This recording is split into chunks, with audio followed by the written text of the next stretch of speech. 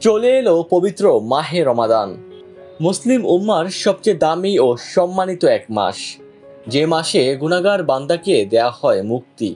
পবিত্র এ মাসে প্রতিটি আমলে রয়েছে কয়েক গুণ সোয়াব ও আল্লাহর পক্ষ থেকে মহা পুরস্কার।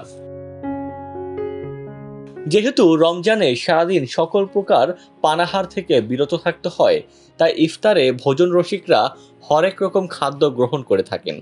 এর মধ্যে ভাজা পোড়া অন্যতম। তবে দিনভর অনাহারে থাকার পর সন্ধ্যায় তৈলাক্ত খাবার শরীরের জন্য অত্যন্ত ক্ষতিকর। তাই তো চিকিৎসকরা ইফতার ও সাহরিতে কি খাবেন কি খাবেন না এ বিষয়ে বেশ কিছু পরামর্শ দিয়েছেন। ইফতারে একটি বা দুটি খেজুর দিয়ে শুরু করা উচিত। তারপর অল্প করে পানি খেতে পারেন। একেবারে অতিরিক্ত পানি পান করবেন না। সহজে হজমযোগ্য যেমন স্যুপ, তরল জাতীয় খাবার বা ফলের জুস গ্রহণ করতে পারেন।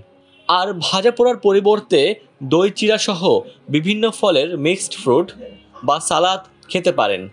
এই খাবারগুলো আপনাকে সুরক্ষা প্রদান করতে সাহায্য করবে। এছাড়া খেতে পারেন হালিম, কারণ হালিমে কার্বোহাইড্রেট, প্রোটিন ও ফ্যাটের ভালো কম্বিনেশন থাকে।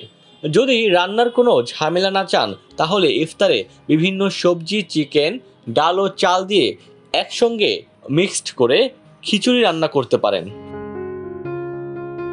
যেসব খাবারে ফাইবার বা আঁশ বেশি থাকে সেগুলো গ্রহণ করতে পারেন। কিছু গবেষণায় দেখা যায় মটরশুঁটি, শিম বা ছোলার মতো খাবার ভরপেট খাবার খাওয়ার মতো অনুভূতি 30% বেশি বাড়িয়ে দেয়। সেহরিতে আমিষ বা প্রোটিন জাতীয় খাবার থাকলে তা আপনার দেহের প্রয়োজনীয় পুষ্টির চাহিদা মেটানোর পাশাপাশি সারাদিন আপনাকে শক্তি যোগাবে। মাছ, মাংস, তরল দুধ, গুঁড়া দুধ, দুধ জাতীয় খাবার সহ ডিম, ডাল ইত্যাদি প্রোটিনের ভালো উৎস।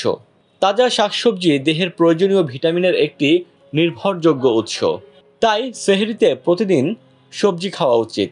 সেহরিতে মাঝারি আঁশের সবজি যেমন ঝিঙা, চিচিঙ্গা, লাউ, পেঁপে, চালকুমড়া ও গাজর খাওয়াটা বেশি স্বাস্থ্যসম্মত। ডেস্ক রিপোর্ট, দৈনিক ডেস্টিনি।